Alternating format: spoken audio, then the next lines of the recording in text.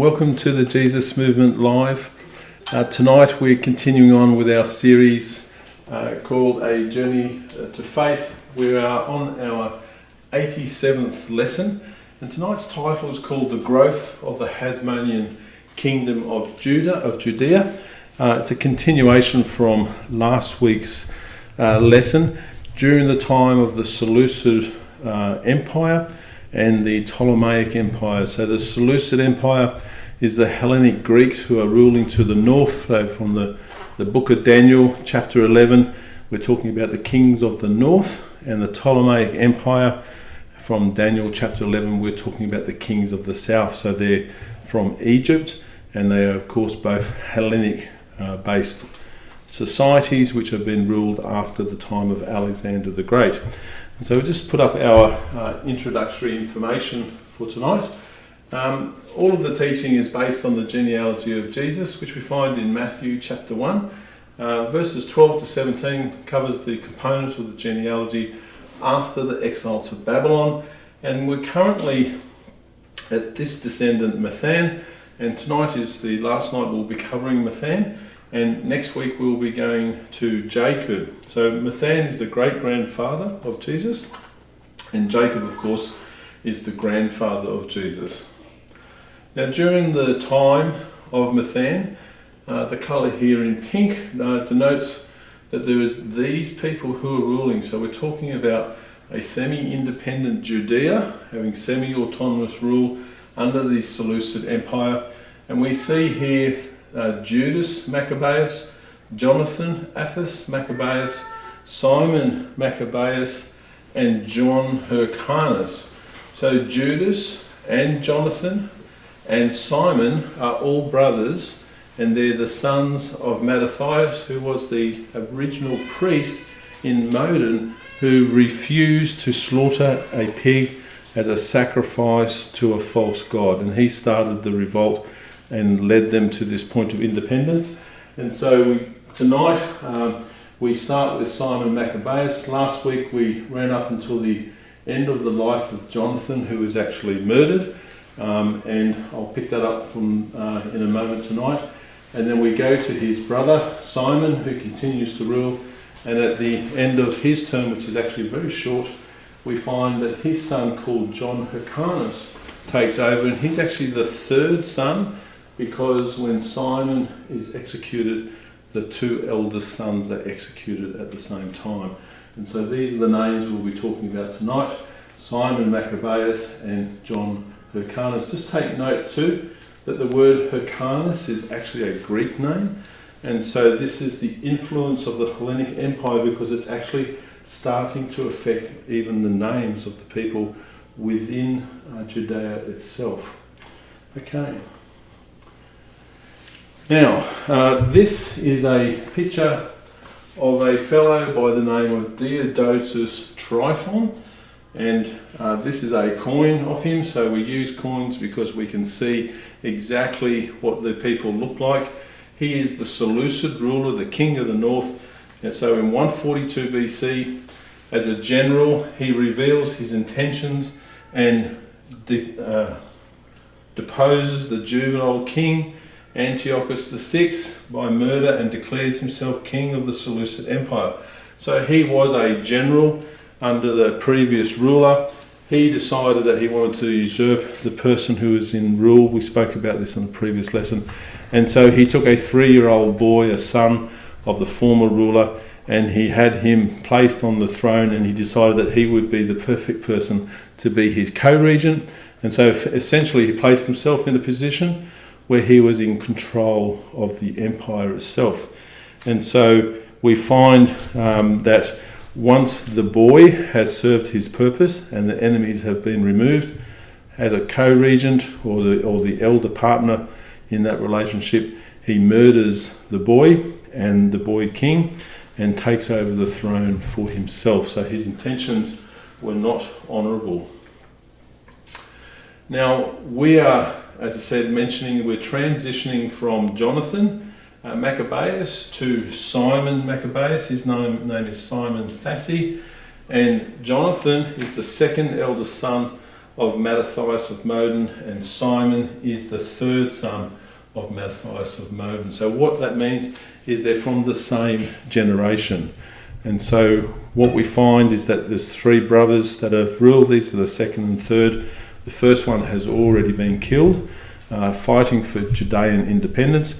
His father passed away naturally, and of course the next generation we're going to look at, John Hyrcanus, is the son. So tonight we're basically going to be moving through into the third generation of Maccabean rule. So a period of time has started to pass that's quite substantial. And I will just pop this map up behind me, and I'll come back to that in a moment as we get underway. And so, as I mentioned at the end of last lesson, Diodotus was a deceitful ruler, and he was threatened by the power of Jonathan, the Maccabee, who had a very large army. And in fact, he wanted to meet him, and so Diodotus came down from the north, and he asked for a meeting, and he rocked up with his army because his intention was to capture Jonathan and to use him as a pawn to take control back over Judea. The problem was that Jonathan rocked up and he had an army with him of 40,000 men, and he suddenly realised that he wasn't going to accomplish what he did. And so he lied to Jonathan and got him to send 39,000 of his men away, because he said he's only there to talk, he's not there to fight. And while he was in the tent at night having a conversation, his soldiers murdered the other 1,000 soldiers, and Jonathan was actually captured. And so he used him for a pawn, and then he said to his brother Simon, he said that I want you to bring Jonathan's two sons as hostages, and if they do, he will release Jonathan. Of course, he had no intention to do it. He was intending to take out the next generation of leaders. And so Simon, worried that his brother is going to be killed, does what he says, and then his brother's killed anyway. And so we find ourselves in this situation where the governor and high priest of Judea, who was Jonathan, had met his end at this point in time. And then Diodotus, who had come down supposedly acting on behalf of this child king, went back home, and then he murdered the king himself, the boy king, and took over rule of the empire. So that brings us up to where we're up to. Now we're in 141 BC, and at a large assembly, from the book of Maccabees, in 1 Maccabees 14 verse 41, it says, "Of the priests and the people and the elders of the land, to the effect that Simon should be their leader and high priest forever, until there should arise a faithful prophet." And so what they're saying is that they're going to agree to appoint Simon as their next ruler. So he's appointed as both prince and high priest of Judea, and he actually becomes what's called the first prince of the Hasmonean dynasty to rule a semi-independent Judea.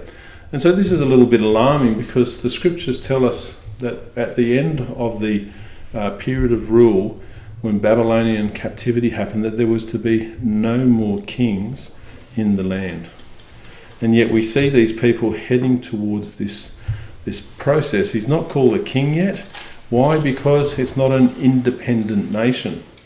But he's given the title of prince, which is a substitute for governor, and he's also the high priest. So ultimately, he gets to control the government, and he gets to control the religious practices in the country. So significant is this family lineage that the Roman Senate recognises this dynasty in 139 BC, when Simon sends a delegation to Rome. And so we know we're at that era just prior to the Romans coming into play. And of course the Romans are the fourth beast in the prophecies in the book of Daniel who had been spoken about. So the Romans are being considered at this point in time.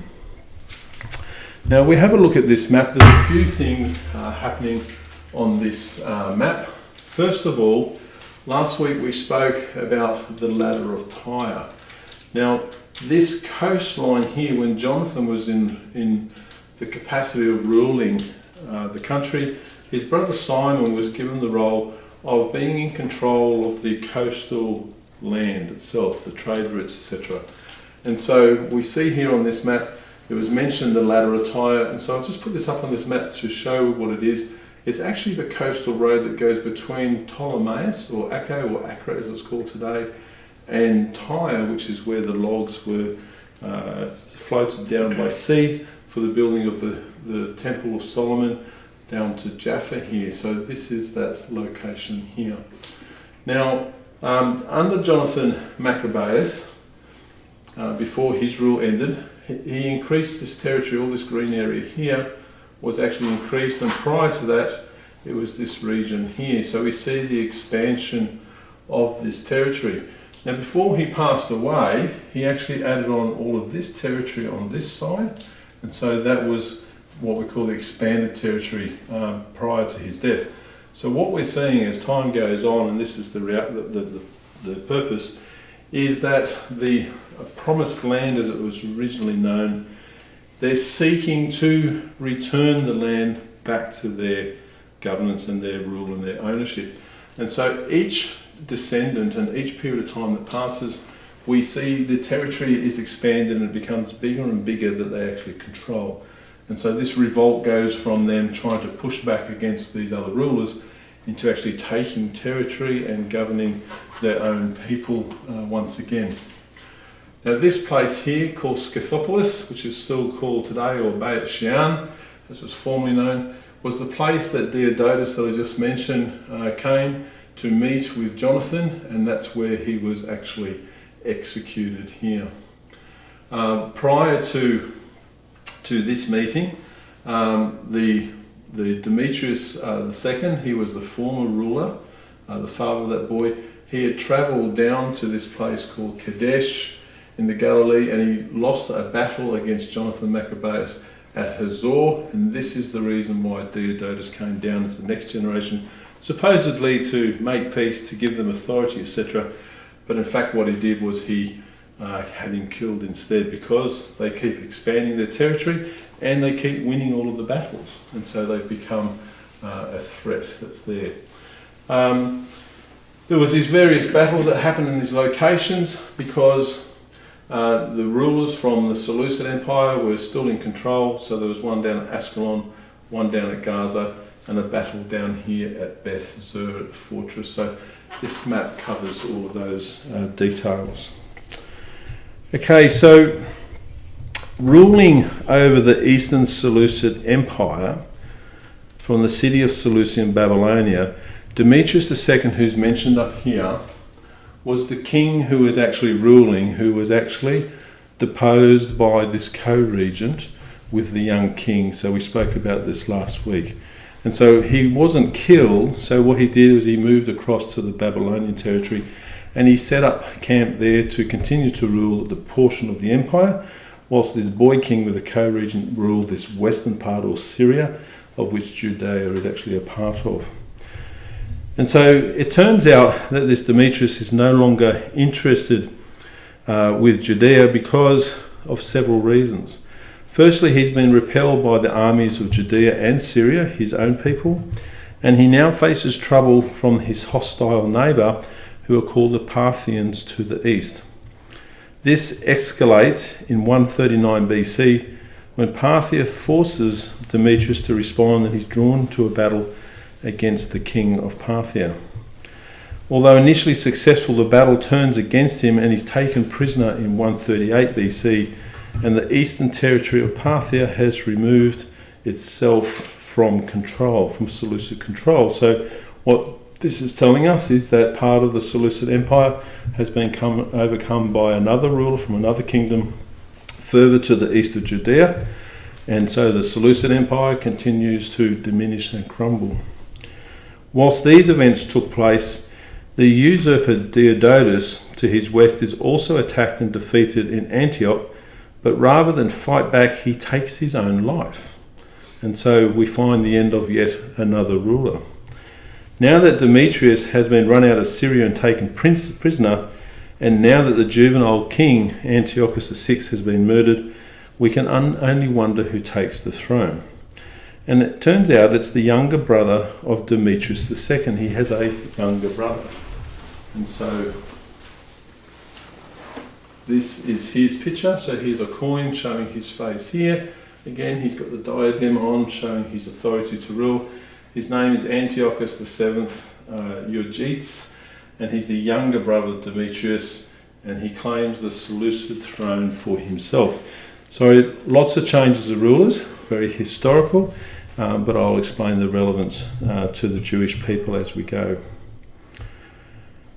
So he takes the opportunity to claim the Seleucid throne for himself because the ruler in the east has been captured and the ruler to the west has been overthrown and committed suicide. Right? The ruler to the west killed the young prince, the boy, who was to rule, and so there's a vacuum there. So this younger brother steps in and claims the throne for himself. Extraordinarily, he becomes the third Seleucid king to marry Cleopatra Thea. Does anyone remember who Cleopatra Thea is? She is a daughter of the Pharaoh, right? And so this was a past alliance or trade deal where the Pharaoh said, "You marry my daughter, and then we won't fight against one another. We are the kings to the south and the kings to the north of Judea, and we will be friends together rather than going to war." So it was a way of stopping the Seleucids from coming down south and trying to take over Egypt. And so he handed over his daughter, and so each time he's not happy, he takes his daughter back and hands him to the next king. And this time, when the kings are actually killed, she's remarried once again to maintain this alliance. So this same daughter, the poor thing, is now on her third marriage. And so you wouldn't want to be a daughter of a pharaoh by the looks of it. So whilst the factions fight one another for the crumbling Seleucid Empire, Simon, the new leader of Judea, peacefully provides prosperity and small territorial gains for his people until February in 135 BC, when Ptolemy, who is a son-in-law of the new Seleucid king, is given the role to govern the region. So that this tells us that even though there's a king of the Seleucid Empire to the north of Judea, they still don't do the day-to-day running of affairs because they're the king. This is normal. They put a governor in place to take care of the running of the state. And so he puts in his son-in-law, who's called Ptolemy, and that makes sense. Why? Because he's the son of Cleopatra, and Cleopatra is the daughter of a Ptolemy in Egypt. So we can see the family name coming through. But he not only dishonours his predecessors' agreements, but he has Simon, the new prince and high priest of Judea, and his two elder sons, Matthias and Judah, assassinated. By his action, Ptolemy makes it clear that the Seleucids still rule Judea. And so what we have to understand through this is that as the Judean people seek to grow their territory, and this is the story, the Judean people believe they have a right to their own land because God gave it to them. And so all this history we're going through and the prophecies of the book of Daniel tells us that these people will come against them to try and stop them. And so when the revolt happened and the momentum started, the family members, one after another, picked up the leadership and kept the revolt going and gradually attained power and started to control the territory of Judea. And so as we keep passing through all these names, what's actually happening is their purpose is to regain the original boundaries that God gave as the promised land. So up at Tyre, the ladder of Tyre I mentioned, it's actually the northern boundary of the promised land, and down at the bottom, below Gaza, down here, we have the southern boundary. And so they've got this territory at the moment which is now marked in green, and under Simon, who's just ruled, he manages to put a little bit more territory on at the same time, and that's these little red zones here. So they've now got a connection to a seaport on the Mediterranean, and that hasn't happened since the time of Babylonian exile, right? Because it's always been controlled by either the Egyptians to the south or the Seleucids to the north, and so they're really making some headway, even though in the process they keep getting killed, basically. And so this is what's actually happening. So that's the big picture, that they're actually trying to regain their territory. Okay, so having lost his father and elder brothers, John Hyrcanus, the third son of Simon with a Hellenic name, steps up to rule Judea as both high priest and prince, again in the same year of 135 BC. So this map that I've just put up shows you this increased territory under Simon, and that's the main purpose. It shows you as well, and we're going to talk about this, how the Seleucid king, Antiochus II, he comes all the way down to Jerusalem to set siege to it, and he pillages the land as he comes through. So we're going to come to that at the moment. I'm just going to pop on this picture, and I'll go back to the map of John Hyrcanus. So again, he's the third son of Simon Thassi Maccabeus. Why? Because the other two sons were murdered with their father. Okay, so that's a picture representative of him. So I'll just go back to this map as I speak. So as soon as he settles in his role, the Seleucid king of the north, Antiochus VII, arrives and pillages Judea as he travels south to Jerusalem. When he arrives, he lays siege to the city and remains for a full year until John Hyrcanus faces the most serious challenge to the independent rule of Judea yet, and that's simply a chronic shortage of food. So whilst they had been expanding, most of their fighting in the past had been by guerrilla warfare, so they were constantly moving around. But because they'd taken the city of Jerusalem and finally ousted the other enemies from there, they used that as their safe house now, their fortress. And so when an enemy came against them, they would go inside. But of course, the same thing that happened in their past, they haven't learnt from. They go inside and the army just literally sits outside and waits until they starve. They've got to come out sooner or later. And so this chronic food shortage gives them no way out, so inevitably John Hyrcanus decides that he has to negotiate a truce. So the treaty terms are such that the Seleucid king forces him to pay 3,000 talents of silver. He has to pull down the walls of Jerusalem, and he has to provide men to take part in an attack planned against this country Parthia, who had taken some of the territory. And new to the business of ruling, John Hyrcanus is in a very difficult situation. The problem is he doesn't have enough money. And so he's there thinking, where am I going to get the money? And so he does something that's never ever been done before. And he goes to the tomb of King David, and in the tomb with King David, there was some money or talents, bars of silver and gold that were put there. And so he removes 3,000 talents of silver to pay the tax, so the city of Jerusalem is spared. And so what do you think the reaction from the population was to that? Here's this new young leader, and he can't come up with the money. He agrees to pay money without it, and then he goes and desecrates the tomb of King David. How high in esteem is King David held in the population of the Jews? And so they're aghast that he would do such a thing and that he would agree to such a thing. So of course this causes a big problem for him and his reputation. This also means that he's no longer ruling as an independent autonomous state, but rather as a semi-autonomous Seleucid vassal. So in other words, he's given power back to the Seleucids when they'd already been doing all of these years, all these people who've died for the cause, and suddenly it's back in the hands of the Seleucids again. So the Seleucid siege of Jerusalem and the plunder removed from Judea's countryside causes the Jews of Judea to suffer economic hardship imposed by the Seleucid king to collect taxes. John Hyrcanus is also forced by the terms of the treaty to assemble a Jewish company of soldiers to go on campaign to the east to fight against the Parthian Empire in 130 BC. There is no way of knowing if Matthan, the character that we're following in the Genealogy of Jesus, who is now the great-grandfather of Jesus, is conscripted to fight, but at the estimated age of 43, it's unlikely as a mature man that would happen. But what we do know from Matthew chapter 1 verse 15 is that he has a son called Jacob. And so we're introduced to the next generation.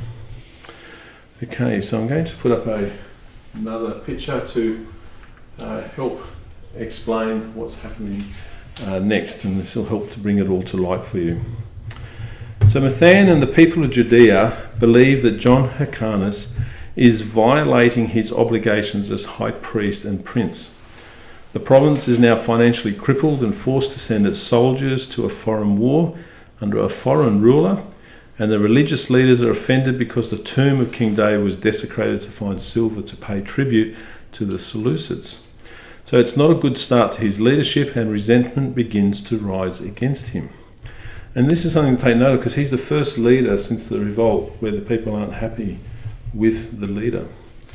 So much is going wrong under his tenure that his ability to lead is under scrutiny until circumstances change in 130 BC. And that is the planned attack of Parthia under the Seleucid king Antiochus VII takes place. And Parthia, led by a new king called Phraates II, releases his brother Demetrius from exile in Hyrcania as a purposeful distraction, hoping a civil war will break out between the two brothers. So let me explain.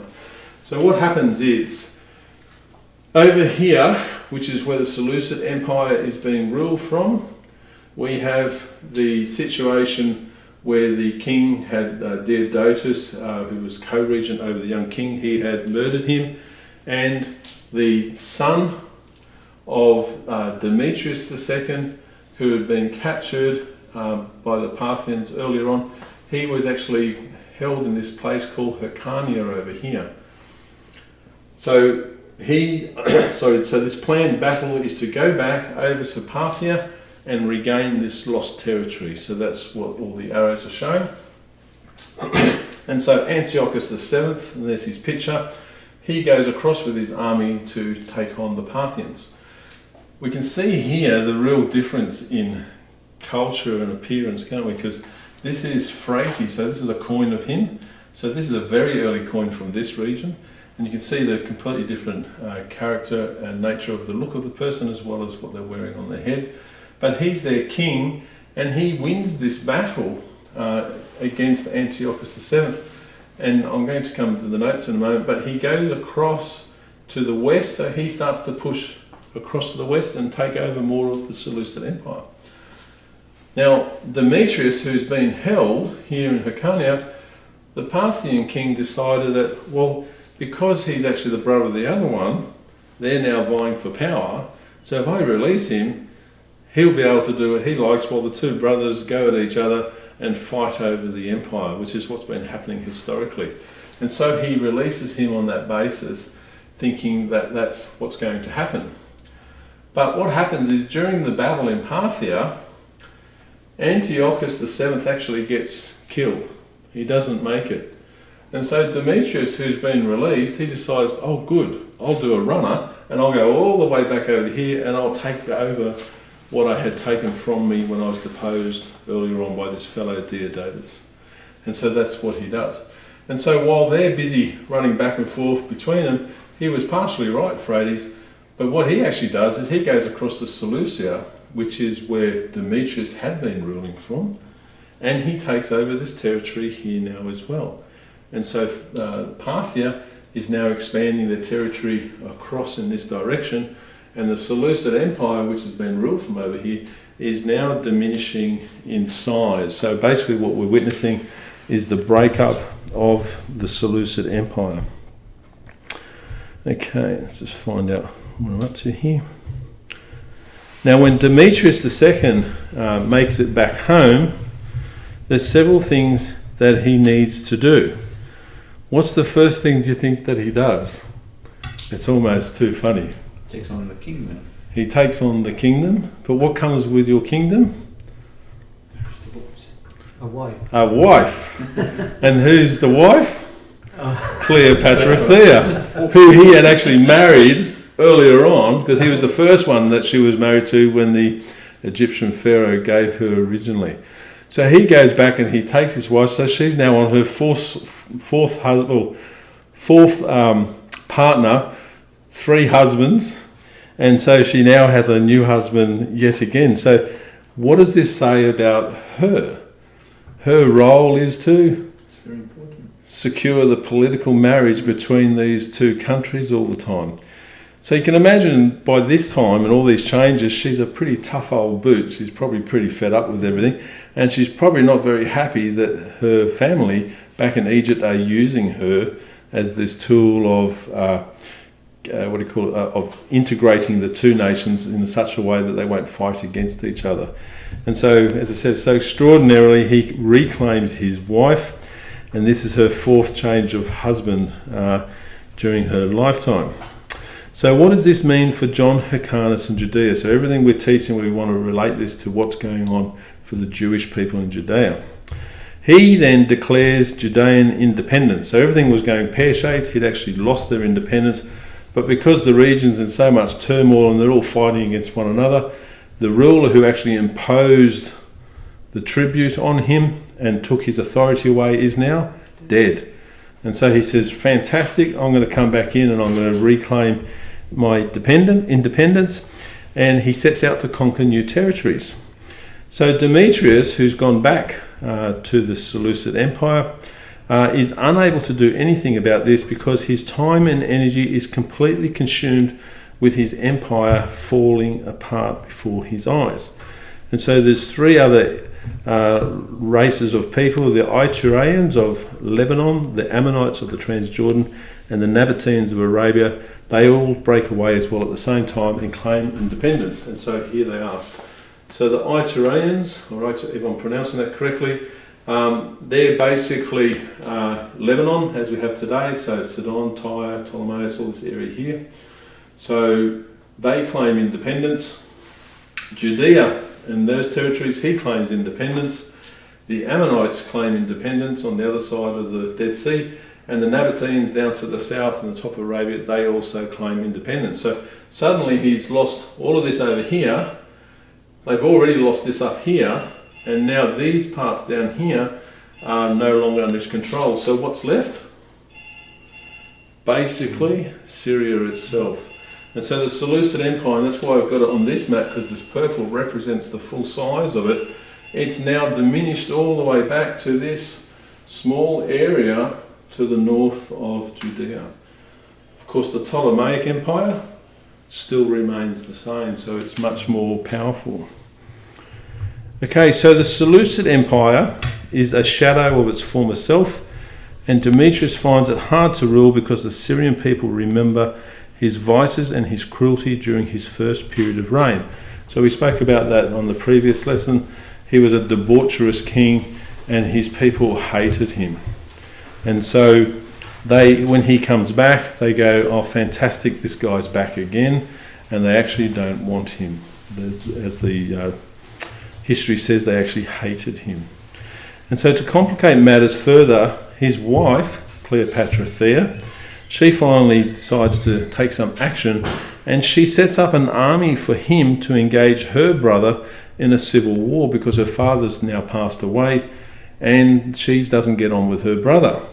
And so she says, I want you to set up an army and I want you to go against him. So she sets up the army, but of course the soldiers hate Demetrius, and so they refuse to serve him. And so everything is going really, really pear-shaped.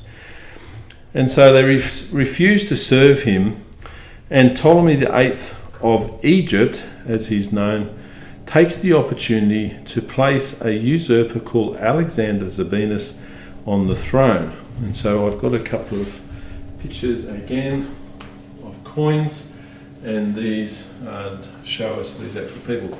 So this is Alexander II Sabinus, and it turns out that he's actually the son of an Egyptian merchant. But as we've seen throughout the course of this teaching, we find that people who aren't from royal members, they get brought in and pretend that they are royal members, and this happens again.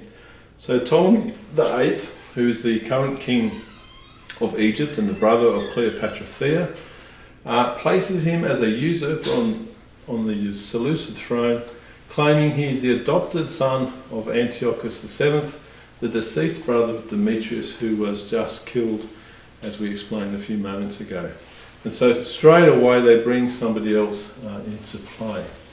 Now, we're going to come to him in just a moment, but this is Antiochus Agrippus, and he's the younger son of Demetrius, and Cleopatra. So they have their own son. So amongst her changing marriage 4 times, she actually has a son by the first king, and he of course has come back now. So matters worsen at the same time when numerous cities, including the capital of Antioch, they take the opportunity to accept the authority of this Alexander, who's this nondescript person from Egypt, and they use him as a blatant ploy to undermine a legitimate claim to the throne by Demetrius. They want to get rid of him. They're not happy that he's back at all. So you might wonder, why does Ptolemy VIII from Egypt go to so much trouble? And it's because of his sister Cleopatra. She wants to use Demetrius to fight feuds against him and other dynasties of the Hellenic Greeks. So basically she is against her own brother. And so he simply wants revenge. And so he sends up this new person and puts him into the fray. So in 126 BC, 3 years after reclaiming the Seleucid throne, Demetrius is finally defeated in a battle at Damascus by this usurper. So what's going on for 3 years is basically there's this constant battles going between the Egyptians with an army and the remaining Seleucid with an army. And he is finally defeated. So he flees to Ptolemais, the coastal city here. But his wife Cleopatra is so angry with him that she has the city gates shut so he can't enter. So in other words, she set him up an army, they won't serve him. So he ends up in these smaller battles against this usurper who comes up from Egypt. She's furious about the whole situation, she's lost control, and so she says, that's it, I've had enough of you, I'm going to close the gates and you can't come in. And so this is what she does. So after on a 4th round of husbands, she's probably pretty fed up, I would imagine. So forced to flee again, he stows away on a ship near Tyre, but he is found and he is killed, and so he meets his end. So the outcome leaves the remnant Seleucid Empire divided again. Alexander II, the Egyptian, rules some parts of Syria, whilst Cleopatra rules the rest with her son, a teenager who is crowned Antiochus VIII Grippus, and that was the picture that I had put of this boy here. So that's her son. Okay, on the last leg. So aid had been provided to this Alexander II with a purpose in mind, and with the threat of Demetrius II gone and no effective army to come against him, Ptolemy VIII of Egypt suspends any further aid. Without it, Alexander is soon defeated in a battle, and he flees to the Seleucid capital Antioch and plunders several temples. So he doesn't come from there, he doesn't have any allegiance to anything, and so he's lost, so he decides he's going to go and wreak some havoc. So he goes and plunders temples. So joking about melting down the goddess of victory statue called Nike, the same object held in the hand of the Greek god Zeus placed in the temple of Jerusalem, Alexander is thrown out of the city for his irreverence and falls into the hands of robbers. And so I will put this picture up here. So when we talked about the abomination of desolation and the placement of Zeus Olympia into the temple of Jerusalem, they have this mammoth-sized statue. You can see the people down at the bottom here. And so this was the desecration, or the abomination as it's talked about in the book of Ezekiel, which means they defile or put images that defile the temple of God. And so they placed him in here, and when you see this statue sitting here, there is this character sitting in his right hand. And so this character in his right hand is in fact Nike, who is a female goddess, and she's the goddess of victory. And so you can see why they put them together. They put the goddess of fortress with the goddess of victory together. So this, as we've had a bit of a chuckle about, this is the origins of the brand Nike that we have today. So Nike's worn as a brand of product which is synonymous with success, with victory. You know, if you wear Nike shoes, you run faster than someone else, right? If you wear Nike soccer boots, you kick a soccer ball better than someone else.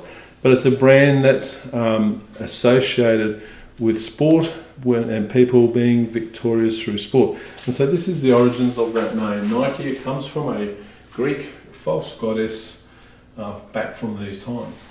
Okay, so he goes and he takes one of these statues, which is in a temple, not the small one in the hand of Zeus there, and he jokes about melting it down. And of course, the people aren't very happy. So he gets thrown out and he falls into the hands of robbers. They learn who he is, and of course they think, beauty, I'll take this fellow to the king and we'll get some sort of a reward for it. And so they do this, and the outcome sees the Egyptian impostor put to death in 122 BC, and thus another king meets his end. So we're in this period of time of turmoil. The Seleucid Empire is falling apart. The Egyptians are doing what they can to help them to fall apart whilst remaining separate to all of these issues. So after Antiochus overcomes Alexander, his manipulative and power-hungry mother, so we're now talking about Cleopatra Thea, who's had these 4 husbands, she actually tries to poison him, her own son, with wine and take full control of the remnant of the Seleucid Empire. The young king is very wary of her, however, and his suspicions lead him to force her to drink the cup herself. Duped by her own treachery, she dies an agonising and disgraceful death, and Antiochus becomes the sole ruler of the remaining Seleucid Empire.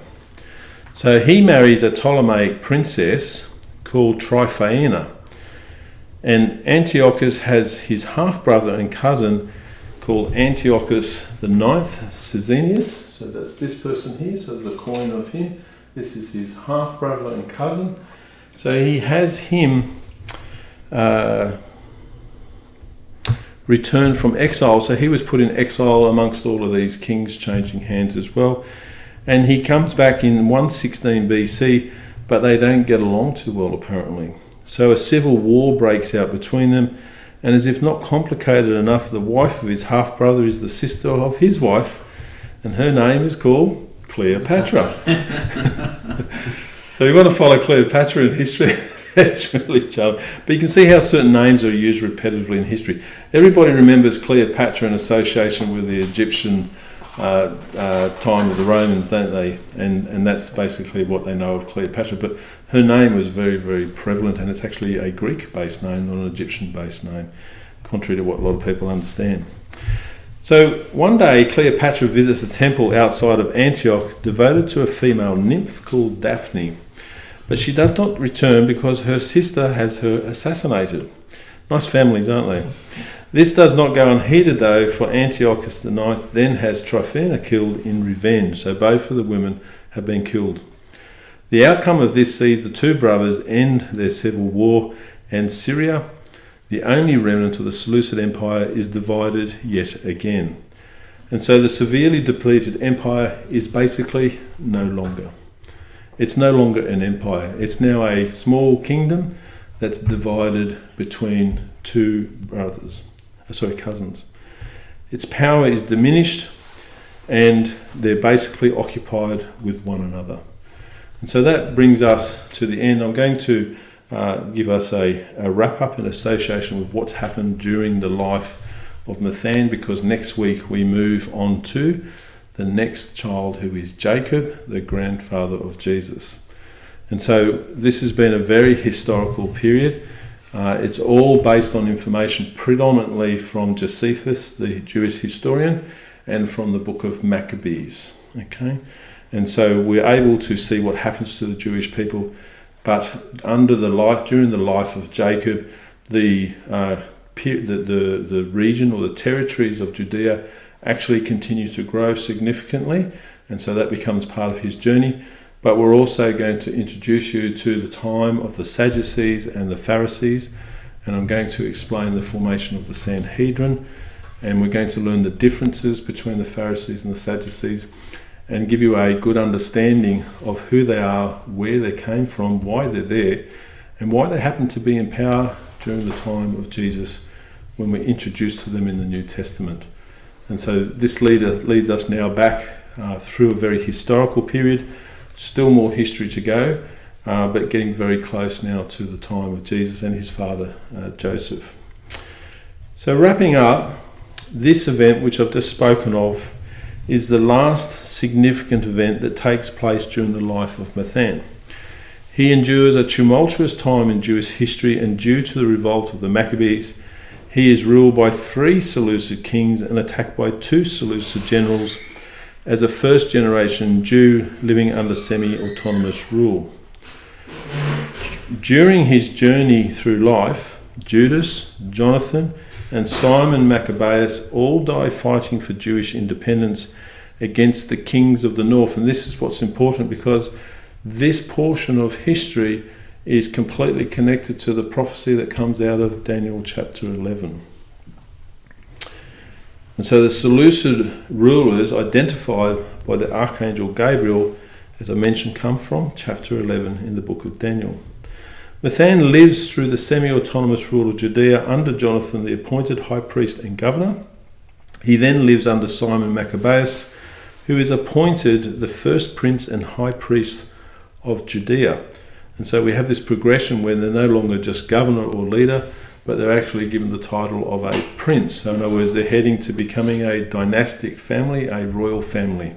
No, not called kings yet, but called princes. So Seleucid rule is dogged by constant changes. There's 4 Seleucid kings and a general who, after appointing himself co-regent, becomes an independent ruler, all of who have impacted Judea. So all these things have happened during the life of Matthan. So all of this has happened across a period of 59 years. And so you can imagine living during this time. You've got rulers coming and going like yo-yos, murdering each other, invading your land, turning everything upside down. And so you can imagine it would be a time of great consternation for the Jewish people. And you could imagine the living under a constant threat, I guess, as your leaders and your army is constantly going to battle to try and protect you. So it is under the rule of John Hyrcanus, the son of Simon Maccabeus, that the second prince and high priest of Judea, that Judea becomes a totally free and sovereign state, recognised by other nations for the first time since Babylonian captivity. So this is very significant. This is what comes out of this period. And finally, it is also under the rule of John Hyrcanus that Matthan dies a free man in 114 BC. So Jacob, the son of Matthan and grandfather of Jesus, is the first descendant in the genealogy of Jesus, born a free man since the time of Babylonian captivity. And so there's a great place to start with Jacob. We see him as a grandfather of Jesus. He doesn't have an individual story in the Bible either. However, he is alive during this period of time, which we'll bring to life. And of course, he is the father of Joseph, and so he has a very important role to play. But we've come to a time now, at this 114 odd years before we change over from BC dating to AD dating, that we see the Jewish people are free as an independent state, ruling themselves for the first time since Babylonian captivity. And so this marks the end of the life of Matthan.